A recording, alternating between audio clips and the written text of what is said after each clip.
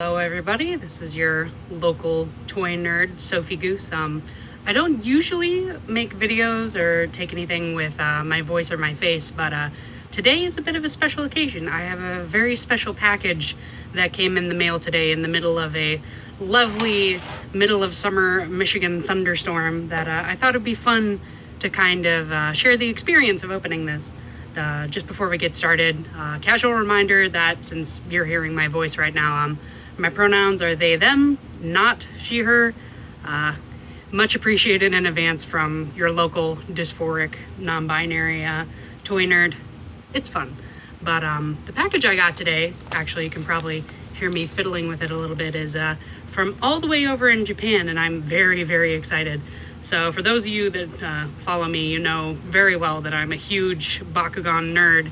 But surprisingly, there is one series of Bakugan that I actually own no Bakugan from, that being Bakutech, which was a Japan-exclusive Bakugan series that came out around the time Mectanium Surge came out in the United States.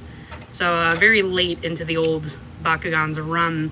And I've never actually gotten any Bakugan from it. It's a little bit expensive to get a hold of them on the secondary market, but they are very, very nice. And not only do I have my very first Bakutech Bakugan in here, but it also just so happens to be my holy grail, and I got it for a very good price. So I'm going to dig into this, and you can enjoy my likely very nerdy responses here as I get this beautiful baby open here.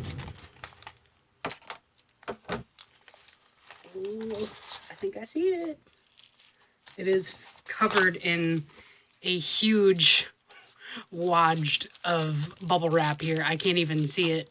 So give me a second while I kind of pop that open. Come on.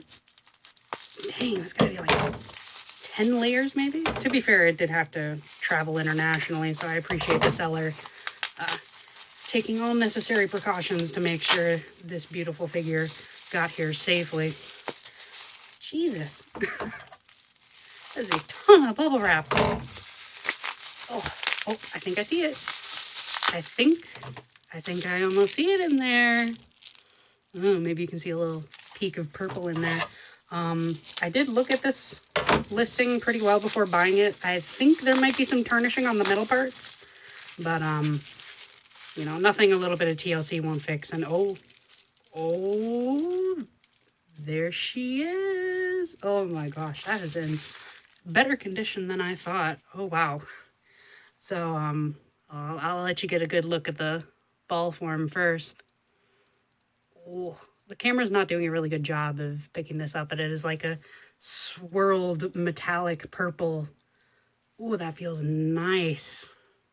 All right, let me see if I can roll this properly and get it on screen. Oh, there she goes. Oh my goodness. I am so beyond happy. Not only do I have my very first Bakutech, but it is my holy grail. So for those of you that don't know, this is Kilan Leoness, who is one of the, I believe it's the Heios character's main Bakugan in the Bakutech anime. I haven't watched it, but for those of you that don't know, I'm not actually that big of a fan of Heios. I think that just kind of the plain white color scheme, although it's good for seeing sculpt work, is not the best for actual aesthetics, but that might actually be my bias as a Darkest Brawler. So I wanted to get a hold of a Kilan Leoness, but I didn't want to get it in the traditional color. And I went digging for other versions of her that existed in Bakutech, and I found out that there was this beautiful purple version, which is called the violet version. To me, it looks like a color scheme referencing Eva 1 from Evangelion, which only makes me love it more. But my goodness, would you look at this beautiful creature right here? It's just, oh, it feels so amazing too, because if you see on the bottom, there's like tons of metal parts around it. It feels very heavy.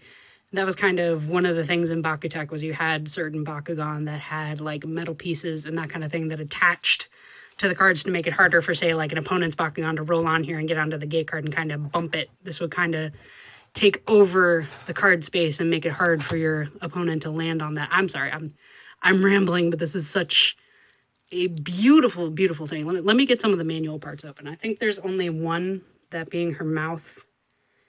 In the tradition of other feline Bakugan in the first series, Kilan Leoness is actually a girl, from what I understand. So if you can see there, her little mouth opens up and it's got a little, let me see here. Come on, focus. There we go. Got a little open mouth there. Wow, and this thing feels so nice. That's one thing I can say about the few Japanese Bakugan I've managed to get a hold of is the plastic quality seems to be much higher grade than the stuff we got over here. I have a Aqua Sminx Elfin I got not too long ago that had a very interesting kind of feel to the plastic, very high quality. So I am very excited. I will probably post pictures and do a full review later, but it's a special day as a collector when you can get a hold of something that you really, really want and you've been eyeing for a long time, and then you finally get it in your hands. And I am beyond happy to not only have my first Bakutech, but also have it be my holy grail for the series. This one, if I ever get into Bakutech more, I'm probably going to keep this one as my guardian throughout the entire way, just because the idea of your guardian being one of the first Bakugan you meet and the one you're most connected to. Yeah, definitely, definitely. I'm very happy to have this one here. So I hope you guys have have a lovely rest of your day, and thanks for tuning in.